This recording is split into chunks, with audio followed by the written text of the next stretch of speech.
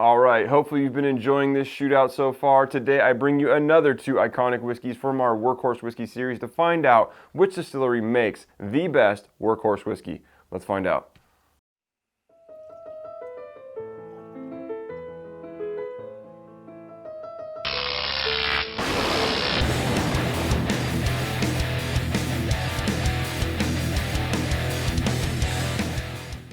Hey everybody, and thank you so much for joining me today for another of our Distillery Wars Shootouts. Today we're bringing up another two iconic whiskeys. They will be popping up on the screen here shortly so you know which is which. I have no clue. I'm in the dark. I don't know where we are in the shootout. I don't know what whiskeys I'm drinking. So this has been a fun experiment so far, and like I said, hopefully you guys have been enjoying it up until this point, and hopefully it continues. So hopefully you continue to enjoy it. Anyways, let's get to it and get into these whiskeys. Oh, and before I forget, don't forget, if you're just catching this shootout now, I have a playlist linked up here, which will get you linked to all the other videos in the shootout if you want to get caught up. I also have a video about the setup of the blind shootout, so that way you know how I set this thing up so you don't get confused. So definitely go check those out. And let's get into the whiskey with number 4.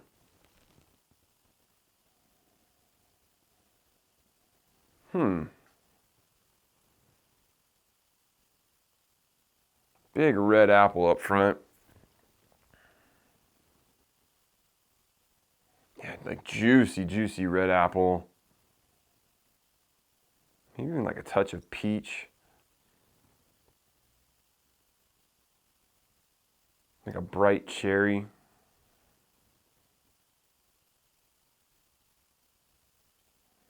A little bit of citrus, a little bit of vanilla. Pretty complex nose, smelling great. Let's move over here to number 8.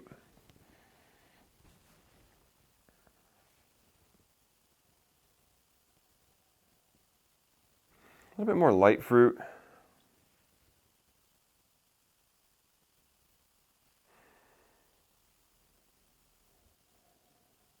Vanilla. Not much popping on the nose over here though.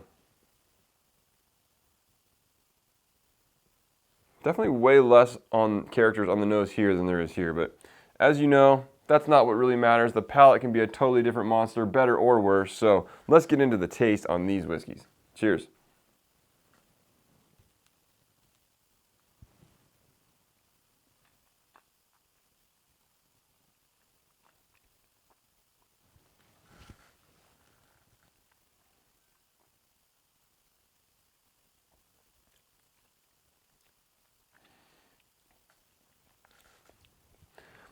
Not quite as much complexity on the palate at first taste. I'm not getting so many of those fruity characters that I got on the nose. But let me give it one more.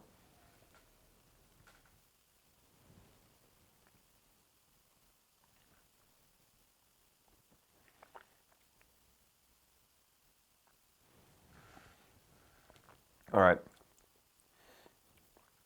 That taste, I got way more of those fruity characters. So up front, a lot of those fruity characters I described on the nose are there on the very front of your palate. That juicy red apple, that bright red cherry. It's almost got like this like maraschino cherry quality without all the extra sweetness though, if that makes sense. A little bit of that like red berry character. Definitely some vanilla and light notes of caramel. Nothing really heavy on those like real standard bourbon characters at this point in time. There's a little bit of that like refreshing citrus quality kind of mid-palate. Let's see what the back of the palate brings here.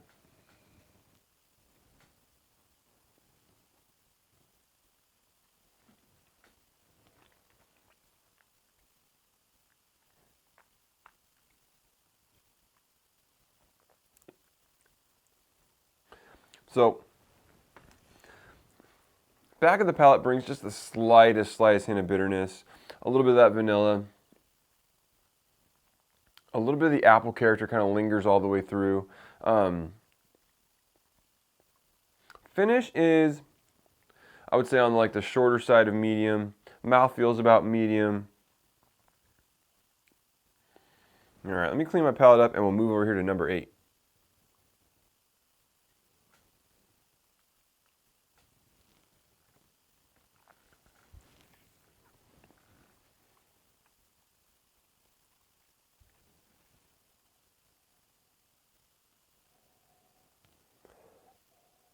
Still not getting a lot on the nose of number 8 here.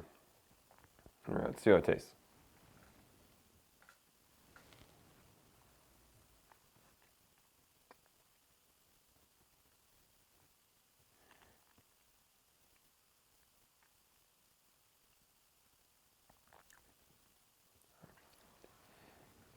I'm definitely going to need another taste. I still have a little bit of water on my tongue, but number 8 definitely pops more on the palate than it does on the nose.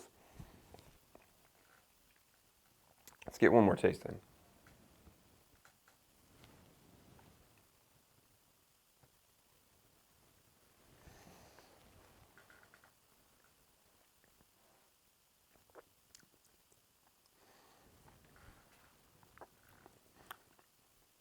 Oh yeah. Definitely one of our higher proof offerings. Up front, you get those light fruits, that nice apple, light apple, a little bit of a berry character, just the slightest hint as it kind of transitions to the middle of your palate. Mid palate, it really kind of starts where the flavor starts to erupt and really just build. Mid palate, you get a little bit of nutty character, a little bit of like brown sugar sweetness and caramel, a little bit of vanilla as it transitions to the back of your palate. Back of the palate, you're getting those oaky tannins, a little bit of leather, a little bit of tobacco. Finish isn't incredibly long. You're left with a nice feeling in your mouth. You can definitely feel the higher proof on this, but the flavor isn't lingering too long. It's the shorter end of medium on the finish. Mouth feels about medium. So definitely going to need to taste these guys some more. And as we have been doing in all these shootouts, I will speed that up so you guys don't have to suffer through another 3 minutes of me just sipping back and forth. So I will be back with my notes and my decision on which one of these whiskeys wins this head-to-head shootout. So we will be right back.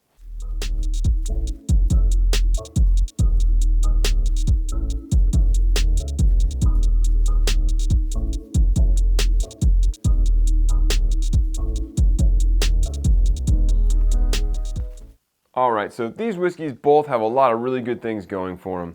They're both pretty darn complex. I mean, I was definitely able to pick out a lot of flavors in both of them. So there's definitely a wide variety of flavors, which keeps both of them being very interesting whiskeys and both pleasurable whiskeys to sip on and enjoy. This one is obviously higher proof. Number 8 definitely just has more intensity of flavor, which is obviously a trait that's always going to come with a bit higher proof. But I think the thing that really wins it out for me is number 4 is a little bit thin, a little bit light, which is fine, and there's definitely a place for a whiskey like that. But with number 8, there's a little bit more of a wider range of flavors. And I've brought this up a couple times, I think, in this shootout, but where over here we stay in the sweet fruity realm and in the standard bourbon characters, over here we have some sweet fruity notes, we have some of the standard bourbon notes, but we also mix in a little bit of nuttiness, a little bit of herbal spice. So we have a few more different genres of flavors involved over here and a little bit more complexity. So for me, number 8 is the winner today.